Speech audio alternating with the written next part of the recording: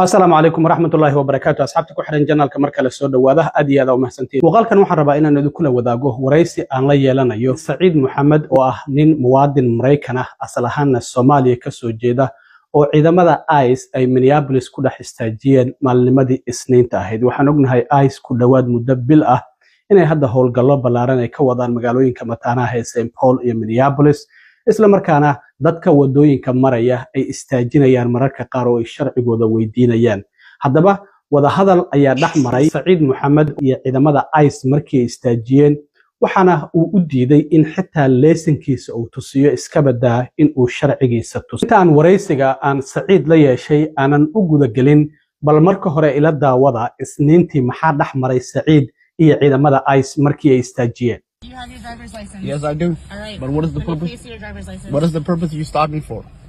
May I please see your driver's license? But what is the purpose I'm an you stopped me? immigration officer doing an immigration check right now. Yes, I'm a United States citizen. Are you a United States Yes, citizen? I am. Okay. You have to prove that to Can you us. provide an ID for us? Yes, I could.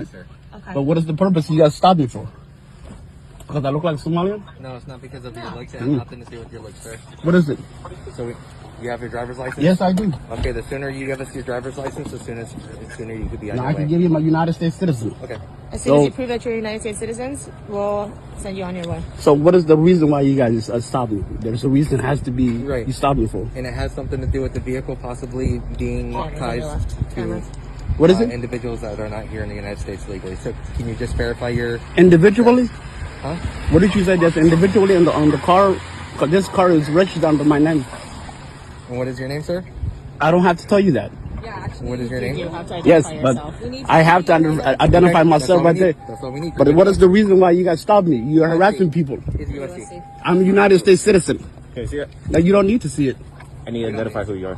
It's Just right hold there. it up. That's all you need to do. There's no reason All for right, you. cool. You're good. Have a good one. Thank you. Yeah, you're harassing people. You try to kidnap people. Kidnappers trying to kidnap little girls. Get the fuck out of here. Kidnappers. Get the fuck out of here. Get out. Get the fuck out. Fucking idiots.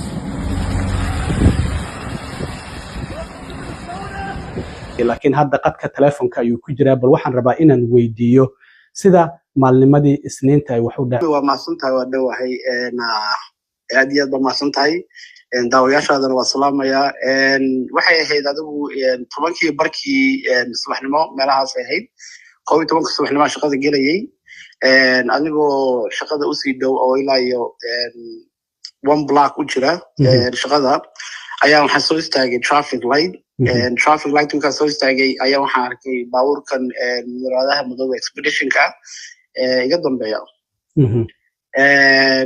markaan arkay waxaan u malaynaya boolis caadi ah caadi baan iskaga socday shaqadeeda dhinacay ugu socday markaan shaqadeeda saa ugu soo dhawaaday ayay nalalkii igu shiteen booliska camal oo ahaa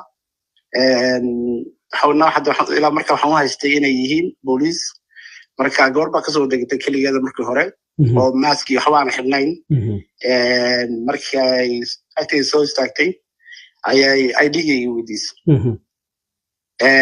markaan fiiriyay iyadii ayaa waxaan arkay inay dhinacan hore ay ugu qoran tahay ICE waa gar markaan dareemay inay ICE tahay telefonkeygaan soo qabsaday markaasaan bilaabay inaan duubo waa gar recordingkeyga So what is the purpose you marka waxay tiri ID-gaagii ma haysataa driver license-kaaga You have to prove that to us. marka aniguna hay-addan la shaqeeyo oo SEIU unionka ayaa waxay tahay hay-ad baryahan dambe sidii ICE u bilowday howlahan waxaan baranay communitygeena iyo dadkeena iyo dadka immigrant-ka xuquuqdoodii iyo xaqoodaan baranay oo videoyaal macala Soomaaliya ku tarjumay qofku xaq wuxuu leeyahay iyo sharciyada ayaan diyaarinay waa gartay hay-adda haddii aad noo micnayso hay-addu maxay tahay yeesa u doodaa aad u shaqayso hay-addu waa SEIU baa la dhahaa waa union waxay u doodaa dadka shaqaalaha waa gartay adigu ka shaqeeya wadooyinka kuwa dabaqyada dhaadheer hameenkii hagaajiya nadiifiya airportada dadka ka shaqeeya securityada dadka ka shaqeeya dad badan noocaas u leedahay waxay haysataa ilaa iyo over 2 milyan oo qof ayay matashaa marka ka muwaadin ahaan adigu marka xuquuqdaada waad garanaysay markii aad aragtay ciidamadan ICE aad iyo aad baan u socday xuquuqdeena si fiican baan u fahamsanaa waa gartay marka waxyaabaha ay ku weydiiyeen waxaa ka mid ahaa laysinkaada na tus si aan u ogaano gaarigan inaad adigu leedahay in kale iyo sharcigaada na tus sharcigii intii aan la gaarinba waxaad u diiday inaad laysinkaada tusiso maxay tahay sababta aad ugu diiday marka inaad laysinkaada tusiso waxaa jira sharci markay tahay howlaha immigrationka ah oonu ahayn police officer oonu ahayn askari aanu ahayn askariga immigrationka markuu qof istaajinayo wadada dhexdeeda ay tahay inuu laba wax ay haystaan inay og yihiin qofkan ay istaajinayo qofku yahay oo qof sharci la'aan inuu yahay iyo reason of suspicious inay wax kale ay daba socdaan oo dabagal kale ay qofkan ku daba socdaan oo ay ka shakisan yihiin marka labada midna mayna ahayn kalarahaankayga iyo wejigayga iyo qofkaan ahay iyo sidaan u ekahay daraaddeed bay ii joojiyeen marka anigana waa xaqayga videoga haddaad aragteen waan weydiiyey sababtay ii istaajiyeen oo weliba 5 jeer baan ku soo celiyey wana ka jawaabi waayeen sababtay ii istaajiyeen maxay dhammaayeen askarta soo degtay oo gaariga ka soo degtay oo gaarigaada ag timid markii ay ku istaajiyeen ilaa imise ahayd waxaan u malaynayaa 5 qof bay ahaayeen magarad waa gartay marka ma hal qofaa su-aalaha ku weydiinaya mase dhowr meelood ay su-aalaha dhowr qofaa ku weydiinaysa wiil iyo gabadh adigu daaqadeeda ag taagnaa ayaa su-aalaha badankooda weydiinayay markii dambena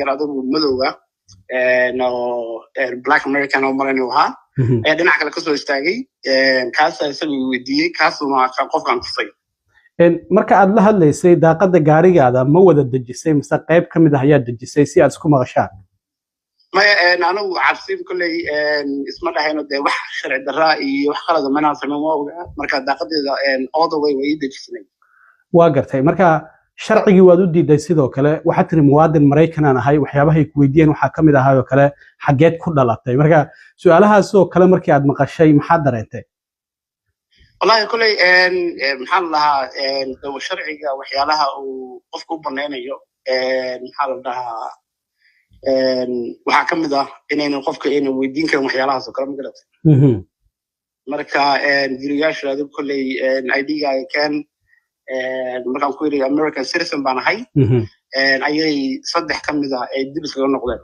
waa gartay anoona ID-ga soo saarin waxay ku adkaysteen labadii meesha ku hadhay inaan ID-ga tuso anna waxaan ku yidhi ii sheega reason marka ugu horeysa aad ii istaajiseen markay ii sheegi waayeen ayay waxay isku dayeen inay dhinac kale u rogaan ay dhaheen gaarigaaga ayaa suspicious laga yahay oo gaarigaaga inuu ku qoran yahay qof immigrant ah oo sharci la'aan ah gaarigana anaa ku qornaayo dee gaarigayga inuu yahay oo anuu ku qorana waan sogaa marka ICE sida muuqata iyagu sharci uma lahan in number plate-kaada ay rangareeyaan oo ay ogaadaan qofka aad tahay laakiin waxay doonayaan inay laysinkaada kaa qaataan xogtaada marka dad kale ay la wadaagaan oo yidhahdaan bal laysinkan noo rangareeyo qofkanu sharci ma leeyahay mise sharci ma lahan sidaas darteed ayay u muuqataa hadda saas u muuqataa waxaasna waxaa ku shuqle booliska waa state law waa sharciga state law ma garata iyagu waa labada waxaan kuu sheegay hore kugu sheegay inay og yihiin qofka ay rabaan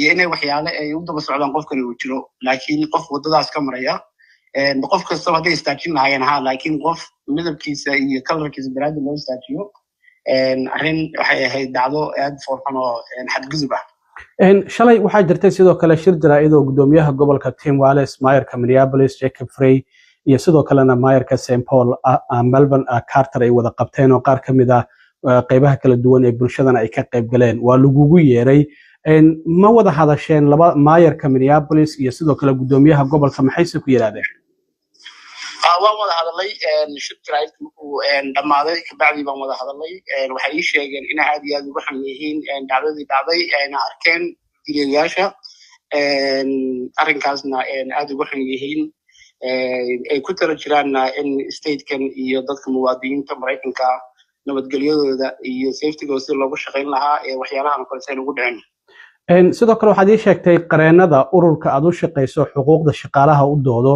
in iyaguna shalay ay ku wareysteen oo sidii wax u dhaceen ay ka wareysteen iyaguna maxay doonayaan ma dawladday doonayaan inay dacweeyaan sababta maxay tahay ay shaqaan lawyeriska lama lawyerada aad leedihiin kambanigiinu iyaguna shalay ay kula soo xiriireen amaba ay warbixin kaaga qoreen kolley dee qof hay-adiisii iyo shaqadiisii loogu yimid baan ahay magaratay marka maxaa la lahaa kiiskan oo kale waa muwaadiniin badan oo maraykana statekeena iyo dad badan ba ay ku dhacday ayna ku dhici doontaa marka waxaa la rabaa in xogaha iyo hay-adda care iyo qof kastaba iyo statekeena wada ururiyaan dhacdooyinka noocan oo kale in lasla wadaago oonay noqon dhacdo intii la maqlo laska sii dayn laakiin haddeerto wax dacwada oo haddeerto la samaynayo mise haddaanan ka warhayo ma jirto wata waxaad ii sheegtay shaqadaadaad usii socotay waadna ku dhoweyd 11 ayaad galaysay marka muddo intee la eg ayaa ice marka ay meesha ay kugu qabteen wadahadalkiina uu socday shaqadaadiise on time uga gaartay mise waad ka daahday wallahi shaqadeeda horteeda ahayd meeshaan istaagay markii wada hadalnay shaqaalihii shaqadoo dhan baa soo wada baxay oo viriyaasha badankood qaarkood macal shaqaalaha duubay ee banaanka uga soo wada baxeen marka ha de waqtigii shaqadii iyo argagixii iyo cabsidii markii meesha looga joogay systemkii iyo waxaan ku shaqaynay iyo nidaamkii waqtiga aan shaqaynay waan ka yara daahnay oo dibdhac baa nagu dhacay oo inaan waqti dambe haddana hawshan iyo waxa dhacday aan ka wada hadallo ayaa nagu timid ismaaciil marka dad adiga kula mid ah oo muwaadiniin maraykan ah oo ku nool St Paul iyo Minneapolis waxaa jira ku dhawaad muddo bil ah xitaa goobahoodii ganacsiga aan furin qaarkood shaqadii ay ka joogeen xitaa iyagoo muwaadiniin ah waxay ka baqayaan ICE inay qabtaan oo ay xiraan oo ay jiidjiidaan maxaad kula talin lahayd marka dadka sharciga haysta ee Mareykanka ee ka baqaya inay banaanka u soo baxaan ama shaqooyinkooda ay soo aadaan ama goobahoodii ganacsiga ay furtaan wallahi waxaan kula talinayaa dadka muwaadiniinta inay ogaadaan xuquuqdooda iyo xaqooda waxay u leeyihiin waxaa jira website oo SEIU ay leedahay aan soo dhignay know your rights wax la dhaho oo qof kasta xaqiisa iyo xuquuqdiisa inuu ogaado oo af Soomaali ahaan loogu turjumaanay inay halkaas ay ka daawadaan ay ka akhristaan shaqooyinkooda iyo waxaana ay dib u soo noqdaan iyo ganacsiyadooda waxa kaliya aan ku dhiirigelin waxa weeye markastaba horta inay sharcigooda ay wataan oo sharciyadooda ay gacanta ku sitaan ama jeebo ku sitaan maxaa la lahaa waxay xaq u leeyihiinna ay ogaadaan waxayna xaq u lahayna ay ka fogaadaan aad iyo aad u mahadsan tahay Saciid Maxamed waa kaaga mahad celinayaa wareysiga aadna siisay maanta aad u mahadsan tahay